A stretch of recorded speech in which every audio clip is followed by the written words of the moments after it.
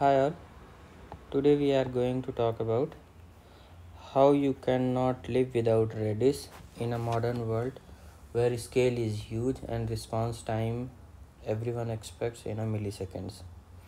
So let's try to find out which part of it Redis can replace easily and how it can be used. So today we will not be talking about very corner cases or somehow it should be transactional, how to handle the race condition and all those things, but we will be talking about at a very broad level how Redis can be a good replacement, or you can say that without Redis you cannot live with a traditional persistent storage. So how server works usually is you will be having a client, and client will be calling web servers. Web servers will be having a backend connected databases, relational or non-relational.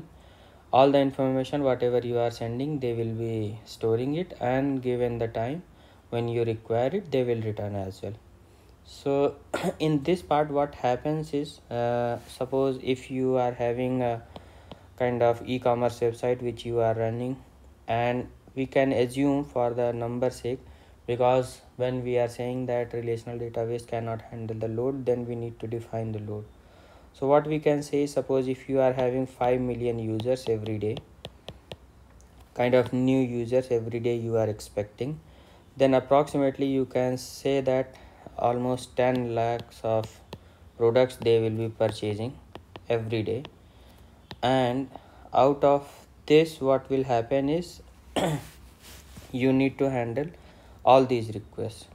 So going by this, if you say every day your database on the normal days needs to handle 200 to 2000 requests, kind of deletion, updation or insertion every day, every second in a normal days. But if you say, if we talk about the peak hours, then what will happen is this numbers can grow anywhere from 1200 to 6000. So when we are talking about to handle this much of load, let's try to find out that which part of it can be replaced with the Redis.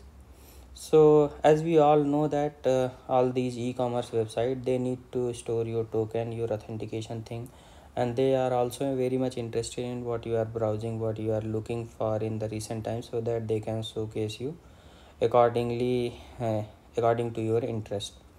So let's find out that how we will handle. So what we are interested in, we will be storing last 25 history items which you have browsed or which you have looked for every user.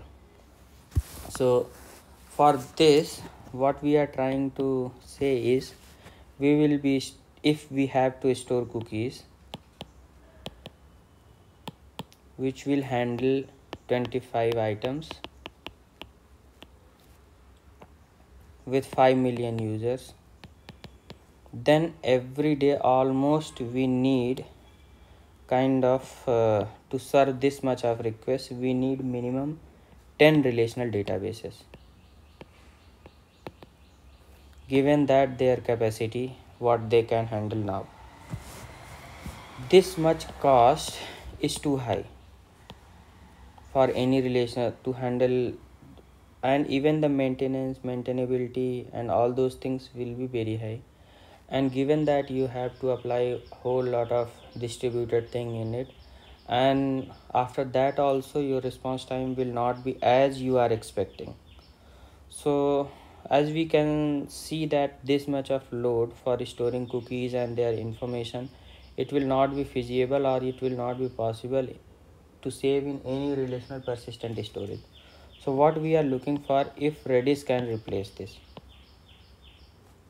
So if we talk about Redis, what Redis says that it can record almost 20,000 of records every second.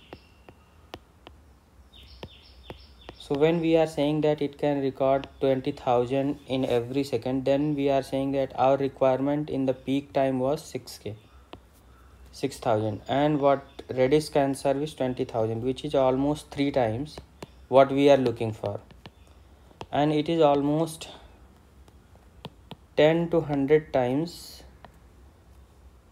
what a relational database can serve. So which means that Redis can be our one and only any other in-memory database also, but for now the replacement for relational database can be Redis. So let's talk about how we will be saving these information and how it will be working. So what we need to have is first we will have a kind of hash.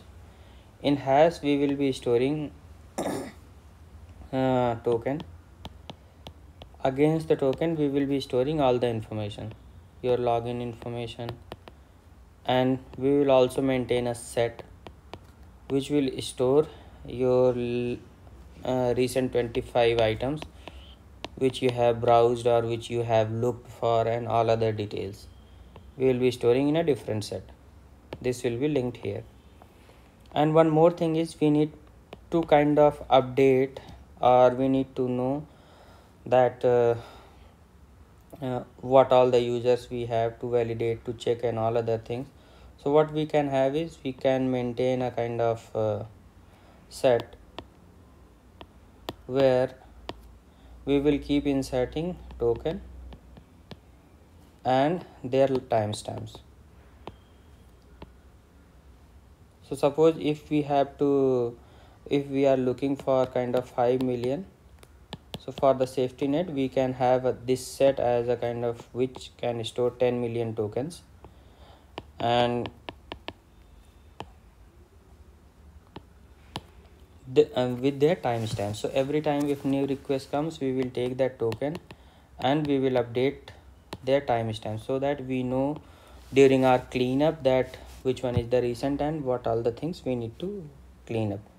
So for example, let's take, suppose if we have to do a kind of cleanup and all those things, for the bare minimum let's take about that we will fetch 100 items every second from this Redis set where we are storing the token and timestamp. Then what we will do is we will remove from a set, we will remove the same items from the hash as well. Every second we will be removing 100 items.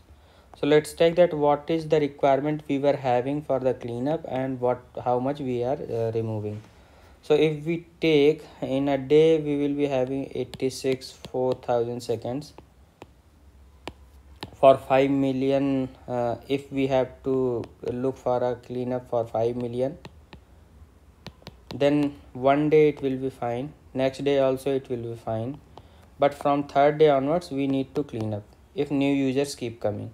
So for that one, in a day 86,400 seconds you have, and if we want to clean up in every second, then divided by 5 million divided by 86,400, it will be approximately 58 counts, so which can again give for 60. So if we are removing 60 counts every second, then also we will be able to serve 5 million records. And given that this we are removing 100 items every second, then it means that it suffice very well, or it suffice our requirements very well. Now let's take how much it has improved our performance.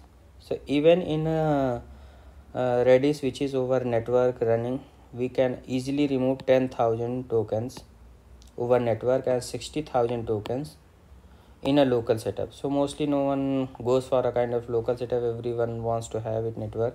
Even going by 10,000 also, it's almost 150 times what we were looking for, and kind of 1,000 times which relational database can serve. So as you can see, Redis can be kind of good replacement for your cookies and token to store, and even to store your overall history and what all the things you were looking for, user looking for, all those information.